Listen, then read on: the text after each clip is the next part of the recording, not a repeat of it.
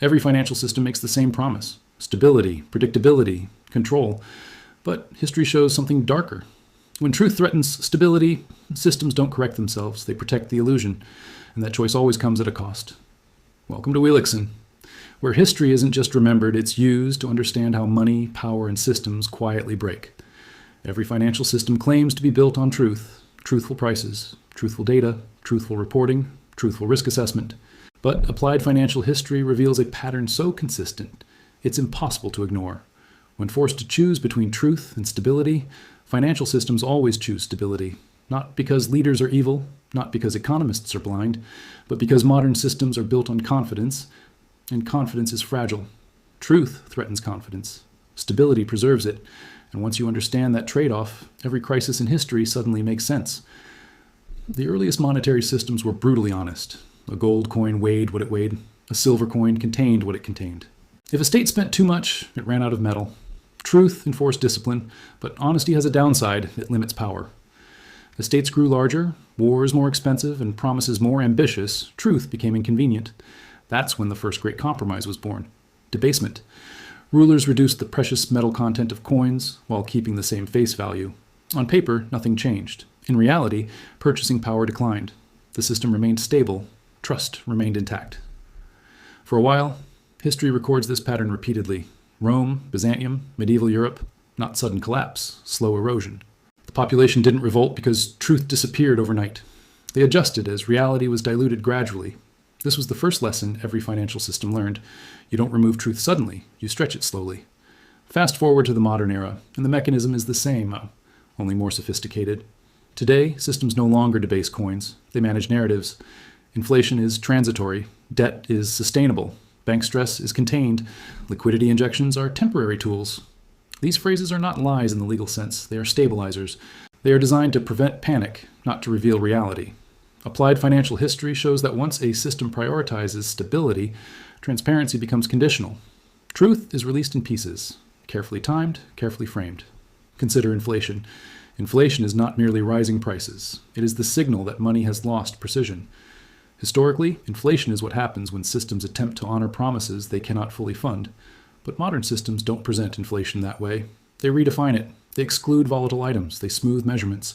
They revise formulas, not to deceive maliciously, but to maintain social and market stability. Because a public that fully understands purchasing power erosion reacts politically and economically. Stability requires moderation of perception. So truth is softened. This same logic applies to debt. Governments do not default loudly anymore. They restructure. They extend maturities. They inflate obligations away. They redefine sustainability. From post-war Britain to modern Japan to emerging market crises, the pattern holds. Debt isn't erased. It's diluted. Truth is not denied. It's postponed. And postponement preserves stability until it doesn't. The most revealing phase in every system is denial without deception. This is when officials genuinely believe stability can be maintained through management. Before the Great Depression, leaders believed markets would self-correct. Before 2008, regulators believed risks were diversified. Before currency collapses, governments believe controls will restore order. These beliefs are not propaganda, they are institutional optimism. But optimism is dangerous when it replaces correction. Once systems enter this phase, a subtle shift occurs. Data stops being exploratory and starts being defensive. Reports emphasize resilience instead of fragility. Models assume favorable outcomes. Stress tests are calibrated to pass. The goal is no longer discovery. The goal is reassurance. This is the precise moment when truth becomes subordinate to stability. Complexity accelerates this transition. As systems grow larger, fewer people fully understand them. Financial instruments multiply. Balance sheets become opaque. Risk disperses across institutions. Complexity creates plausible deniability. No single actor feels responsible. No single metric feels decisive.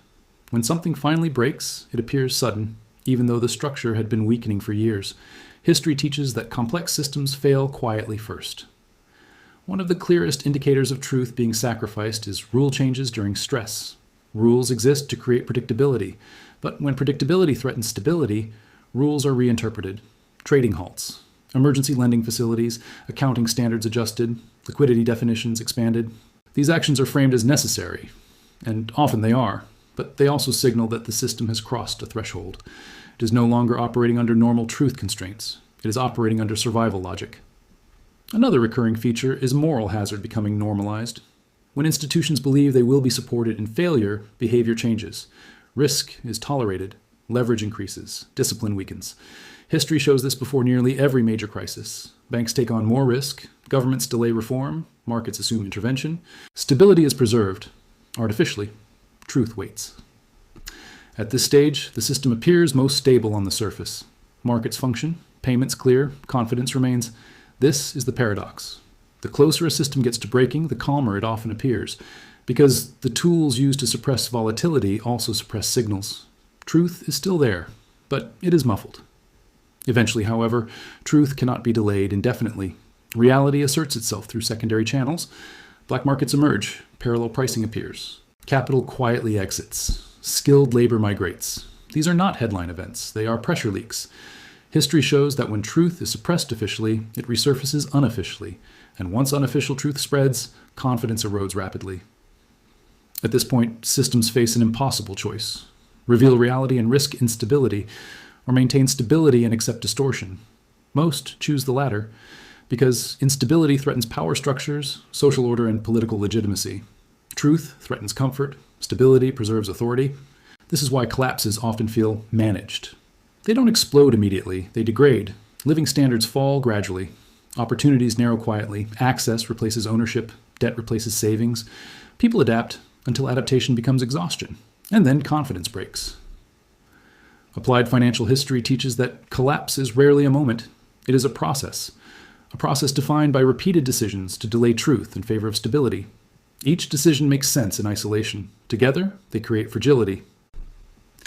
Importantly, this pattern is not limited to governments. Corporations do it, banks do it, entire markets do it.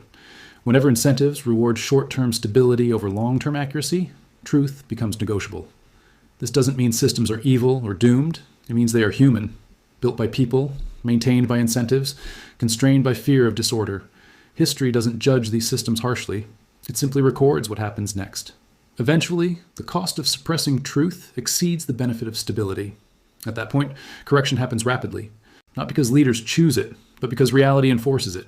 Currencies adjust, assets reprice, power shifts, and afterward, narratives change. We didn't know. No one could have predicted this. It happened suddenly. But history disagrees. The signals were there. They were simply managed away. Understanding this pattern doesn't make someone immune to cycles, but it changes perspective. Instead of asking why systems fail, you start asking what truths are currently being postponed, what data feels too comforting, what assumptions feel untouchable, what risks are described as impossible. Those questions matter more than forecasts.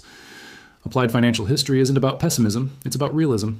It accepts that stability is valuable, but not free, and that every time truth is delayed, interest accumulates. Eventually it must be paid. This is why financial systems don't collapse when people panic. They collapse when reality no longer fits the narrative. Panic comes later. If you understand this, you stop chasing events, you stop reacting to headlines, you begin watching structures, and structures always reveal more than stories. If you want to understand money and power beyond headlines, subscribe to Wheelixon.